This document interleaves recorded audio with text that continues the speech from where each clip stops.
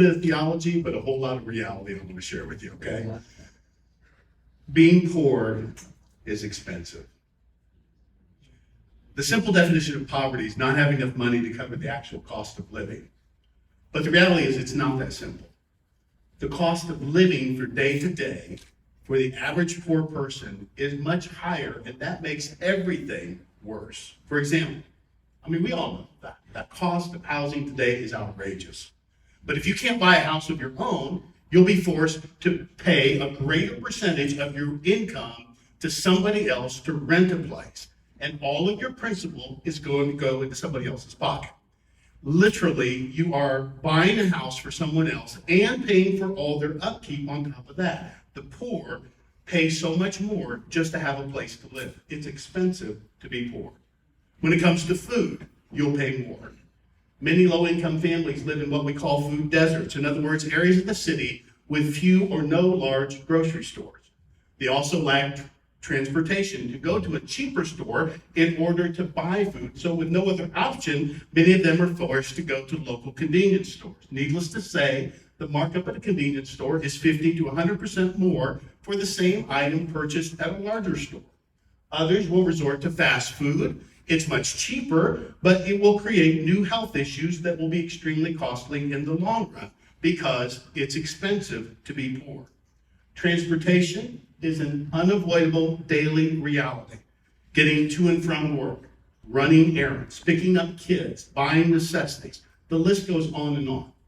I don't know about you, but if you ever tried to navigate by the DART system, train and bus, from your house to someplace across town, what you can drive in 30 minutes can take easily 2 to 3 hours just because of the wait at different train stations and bus stations and things like that. It's a great system, but it's not practical.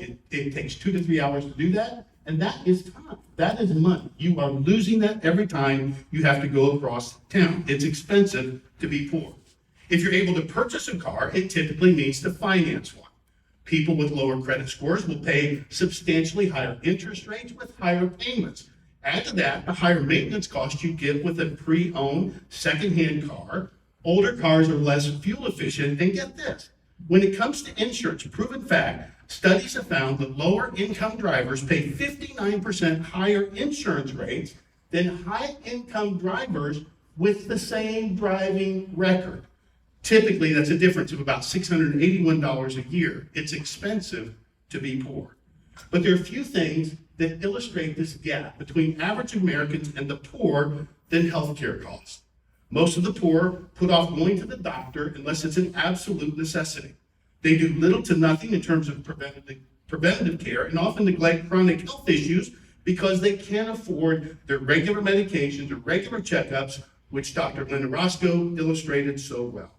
If you can't afford to pay for your blood pressure medication, it can lead to far more serious problems like heart attack and stroke. If you're not staying on top of monitoring and treating your diabetes, the cost in terms of loss of limb or loss of life can be devastating. If you don't keep up with routine blood work, you may not know about far more serious conditions your body is fighting, like an infection, like cancer, or cholesterol that's building in your blood. If you don't take care of small problems while they're small and affordable to treat, eventually they become huge problems that require far more extensive and more expensive solutions. At that point, your only option is to go to the emergency room, which we all know is the most expensive type of healthcare in the US. So it's expensive to be poor.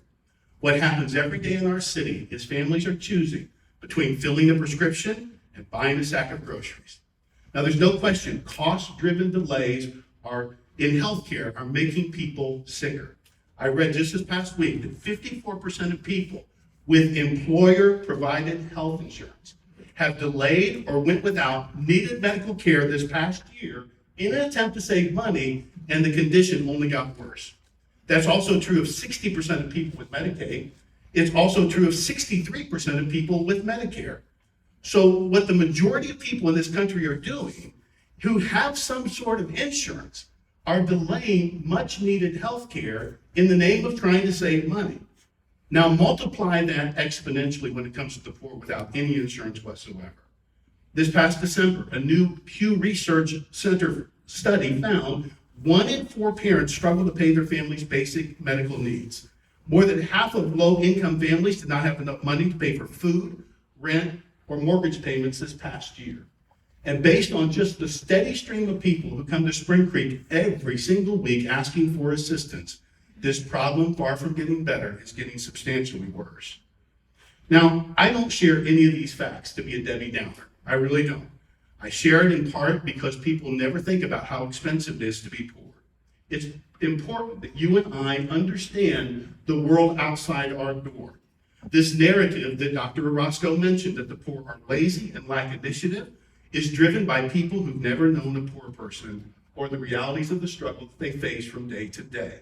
The truth is, none of us can afford to be ignorant about these matters. But the main reason I share it with you today is to underscore what a smart investment it is to put your money into Hope Clinic. You know, businesses always talk about ROI, return on investment. In other words, the money that I put into this venture, is it worth it? Is there a payoff? Well, in 2019, an organization called Frontiers in Public Health found that for every dollar we invest in public health departments or clinics like Hope, it resulted in a remarkable $67 to $88 of benefit to society. Preventing health problems now is less costly and overcoming them than overcoming them later. If we can detect and treat common conditions as early as possible, outcomes are better and treatment's less expensive because it's always easier to deal with a problem today than it will be tomorrow. Whereas Benjamin Franklin always said, an ounce of prevention is worth a pound of cure. Did you know that 75% of the money we spend on healthcare in the US goes toward preventable chronic conditions, things like obesity and heart disease? So we're paying a premium price as a society for ignoring these issues. Do you know how much money we spend as a society on preventing these issues? 3%. Only 3 cents out of every dollar is spent on prevention. 76% of Americans, that's the vast majority of us, and I believe probably the vast majority of people in this room, believe that the level of funding for prevention should be increased. In fact, the majority of us believe that prevention will not only save money, but even if it didn't, we should still do it. And I totally agree with that. You know, they always say the first job of a leader is to define reality. And that's really all I've tried to do in this very short talk I have. Define reality, what it's like to be poor, describe the impact of delayed health decisions, and talk about the benefit of investing in Hope Clinic. Now, I'll tell you right up front, what I do from a faith perspective. That may not be your perspective, it may not be your motivation, but it is mine. And for me, what Jesus said in Matthew 25 speaks to this issue loud and clear. What Jesus tells us is, I was hungry, you fed me. I was thirsty, you gave me something to drink. I was naked, you clothed me. I was in prison, you came to visit me. I was a stranger, and you took me in. If nothing else that we get from that passage, we understand that what Jesus is saying is he takes up residence in the desperate, because every one of those conditions is an illustration of desperate need. So when you meet a desperate person, you are meeting the risen Christ. That's what Jesus is telling us in Matthew 25. So that tells me that what Hope Clinic does on a day-to-day basis is on the front lines of what God wants done in this world. And we need to be a part of the people, especially people of faith, that we understand that if we do ministry for our vulnerable neighbors, we're doing it as if we're doing it for Jesus Christ himself. So count me in on that. But even if you don't have a faith perspective, just like the study I cited, the return on investment for investing in Hope Clinic is greater than the money you've invested anywhere else. For every dollar you give, there's a return of $67 to $88 in terms of benefit to society. You know, that's better than Bitcoin. I mean, this is really good stuff. Now, there's no question when we invest in our neighbors, what ends up happening is they remain healthy and productive, and they don't become another family in need that we have to take on as a society in order to care for them, because they're able to care for themselves. It's how we cut down on thousands of dollars that are spent in emergency rooms and county hospitals when people can't pay these exorbitant emergency room bills. It's the smartest money that we'll ever spend, and frankly, I personally don't understand why hospitals don't fully fund clinics like Hope Clinic, because even if it's out of purely self-interest, this will cut down on the huge expenses that you're writing off when those same people cannot pay for those costly medical treatments. And this is why it's sad today. At a time like this, when we need Hope Clinic more than ever, that we're actually having to have conversations about talking about decreasing hours and cutting back on services. That tears me up. Because at any time, we really should be talking about increasing and expanding the influence of Hope Clinic, which is something that we hope to do through Serve Garland, to make a new home alongside the best nonprofits in our city, a one-stop shop where we're able to address more holistically the needs of the clients who come in, our vulnerable neighbors. But at present, because of financial needs, we are talking about cutting back hours and services. Friends, let me be frank. Our city needs more than just a tiny clinic tucked away on the second floor of an old church building. We need a premier place, easily accessible, updated and expanded, a place that's changing lives and helping people in our city not just survive, but thrive. We need Hope Clinic now more than ever in our city. So I want to wrap up with a story. Do you remember the name Kitty Genovese?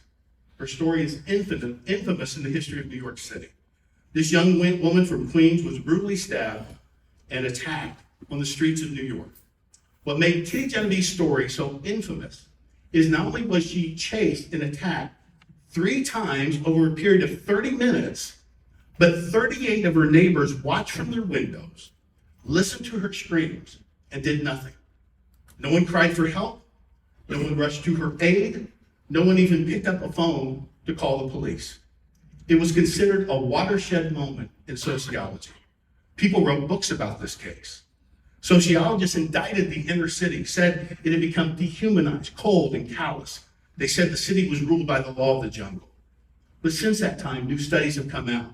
They shed greater light on what happened that night in 1964. It's something that sociologists now refer to as the bystander phenomenon. Basically, what the bystander phenomenon teaches is that when people are in a group, responsibility for acting is diffused. In other words, when you and I are surrounded by other people, we just assume someone else will make the call or do something about it.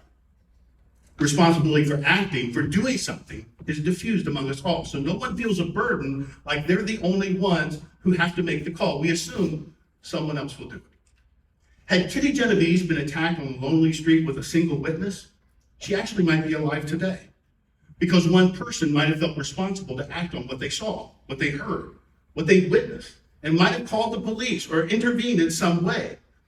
But because 38 people heard her scream, 38 people heard her cries for distress, no one did anything, assuming that someone else would do something. Now, the reason I tell you this story is because gathered in an event like this, I fear the same thing could happen today. You're smart people. You're leaders in our city, in our government, businesses, nonprofits, various service organizations across the city. What I've shared is not hard to understand. You get it. You believe something should be done and intrinsically know that this is something worth doing. But I fear the Kitty Genovese factor. I fear that you will do what I did for far too many years. I'd be at a presentation like this. I'd hear something compelling. I'd hear stories like what Dr. Lynn shared. I think, wow, this is amazing. You know, surely somebody in this room is moved. Surely somebody is going to do something about this. And I always forget that somebody was me. That's what I would forget. This world is full of bystanders. You and I have a unique opportunity to change the world. Don't be a bystander when it comes to the great things that God is doing. Don't pass on an opportunity to change someone's life when you could be the one who gets in on the miracle. Investing in Hope Clinic is the best investment you'll ever make. Thanks for letting me be with you.